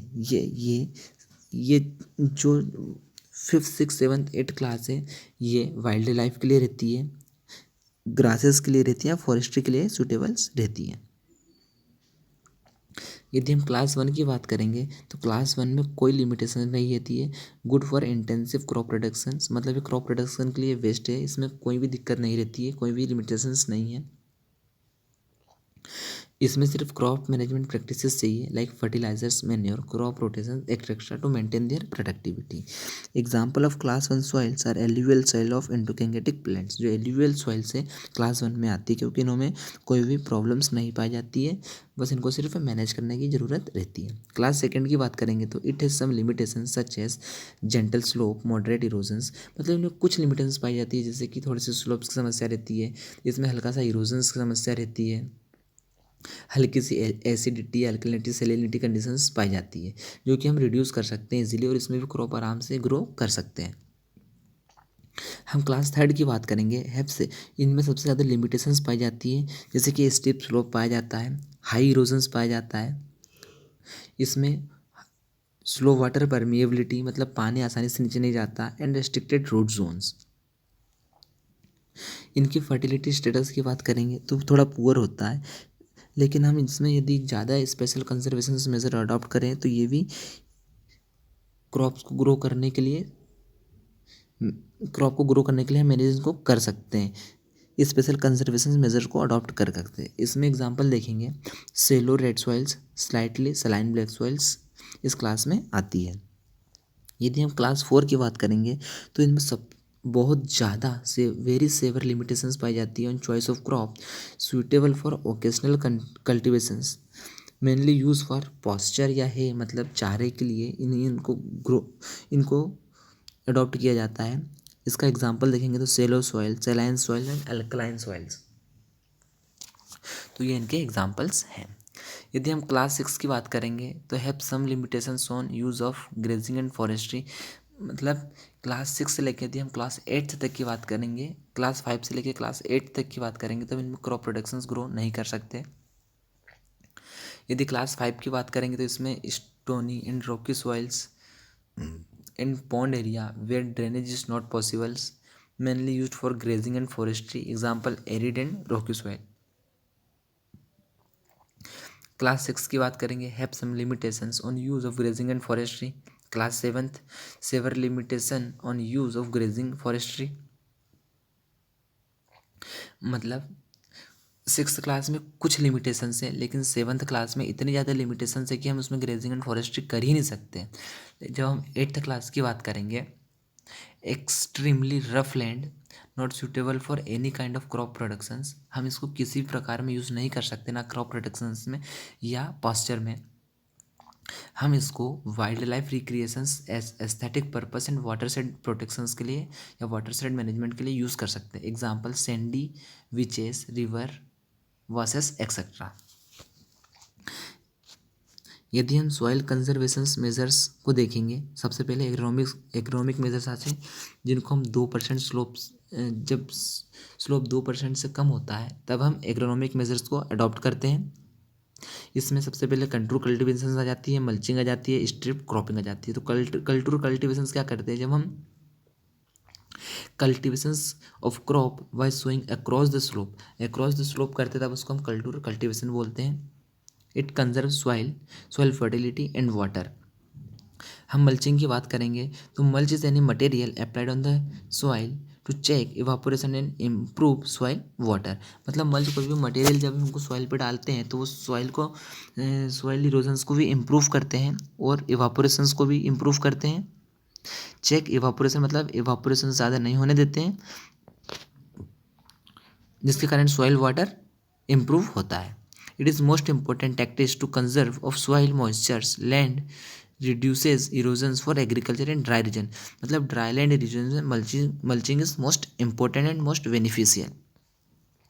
स्ट्रिप क्रॉपिंग जिसको हम पट्टीनुमा खेती बोलते हैं, इसमें क्या करते हैं, system of cropping in which long and narrow strips of erosion resisting crop close growing crop are alternate with strips of erosion permitting. इसमें हम क्या करते हैं, इरोजन रेजिस्टिंग क्रॉप जिससे इरोजन नहीं होता है उसके साथ में इरोजन परमिटिंग क्रॉप, जो क्रॉप में इरोजन होता है हम उनको ग्रो करते हैं। मैकेनिकल मेजर्स में क्या करेंगे, मैकेनिकल मेजर्स को तब अडॉप्ट करेंगे जब हमारे पास स्लोप 2% से ज़्यादा होता है। इसमें होता है contour bunding. Contour bunding is adopted up to 6% slope, 2 से 6% स्लोप होता है तब हम कंटूर वंडिंग को अडॉप्ट करते हैं और इसको arid and semi arid regions में अडॉप्ट करते हैं जहाँ पर बारिश कम होती है। ग्रेडेड वंडिंग की बात करेंगे तो जब जहाँ पर ज़्यादा बारिश होती है जैसे 800 mm से ज़्यादा, वो जब 2 से 10% तक स्लोप रहता है तब हम ग्रेडेड वंडिंग को अडॉप्ट करते हैं। Contour and graded bunding are mostly used in India, मतलब कंटूर एंड ग्रेडेड वंडिंग को मोस्टली यूज करते हैं इंडिया में। सब सॉइलिंग करेंगे, breaking of hard pan of soil by the subsoiler at 30 से 60 centimeter depth and 19 to 180 centimeter interval, इसको हम क्या बोलते हैं, सब सॉइलिंग बोलते हैं। Broad bed and furrow system BVF system में क्या करते हैं, हम इसको ब्लैक सॉइल में जनरली डीप ब्लैक सॉइल में अडॉप्ट करते हैं। suitable for managing rain water in deep black soils where surface drainage during the monsoon period is problem, मतलब ड्रेनेज की प्रॉब्लम होती है तब हम क्या करते हैं, ब्रॉडबैंड फरो बनाते हैं जिसमें क्या करते हैं 30 सेंटीमीटर डेप्थ की फरो और 30 सेंटीमीटर वाइड फरो बनाते हैं। दो थोड़ा सा एक बेड बनाते हैं उसके साइड में जिससे उस बेड में 2 से 3 रोज़ होती क्रॉप की। उसके बाद हम एक बेड बनाते हैं 30 सेंटीमीटर गहरा और 30 सेंटीमीटर चौड़ा, उसको हम बोलते हैं ब्रॉडबैंड फरो, जिससे क्या होता है ड्रेनेज की प्रॉब्लम नहीं होती। वेंच टेरेसिंग की बात करेंगे तो वेंच टेरेसिंग स्टेप लाइक स्ट्रक्चर होता है जिसको हम वेंच टेरेसिंग बोलते हैं, जिसको हम 16 से 33% स्लोप पे अडॉप्ट करते हैं। जिंक टेरेसिंग जब 3 से 10% स्लोप होता है तब हम इसको जिंक टेरेसिंग को अडॉप्ट करते हैं, it is similar to somewhat bench terracing. इसको जिंक टेरेसिंग को medium to deep soils in moderate to high rainfall areas में, मतलब मीडियम से डीप सॉइल्स में अडॉप्ट करते हैं जहाँ पर मॉडरेट या अधिक वर्षा होती है। हम अब वेजिटेशन वेरियर्स देखेंगे। This are closely spaced plantation usually है फ्यू रोज ऑफ ग्रासेस, मतलब हम ग्रासेस का ग्रो करते हैं जो कि इरोजन को कंट्रोल करती है। एग्जाम्पल के तौर पर देखेंगे तो खस जिसको बोलते हैं Vetiveria zeylanica is the most suitable plant for this purpose. Vertical mulching हमने देख ली क्या होती है। Digging narrow trenches across the slope at interval and placing the straw और crop residues in this trenches, मतलब ट्रीज या सब्स के पास क्या करते हैं, हम गड्ढे बनाते हैं जो कि उसमें हम स्ट्रॉ डालते हैं, जिसके कारण क्या होता है डायरेक्ट पानी सीधे प्लांट के रूट्स के पास जाता है। जनरली हम ये कहाँ यूज़ करते हैं, कॉफ़ी गार्डन्स में इसको यूज़ करते हैं। थैंक यू, आज के लेक्चर में इतना ही। नेक्स्ट लेक्चर में हम एग्रोमेट्रोलॉजी स्टार्ट करने वाले हैं जहाँ से जनरली क्वेश्चंस पूछे जाते हैं। Thank you.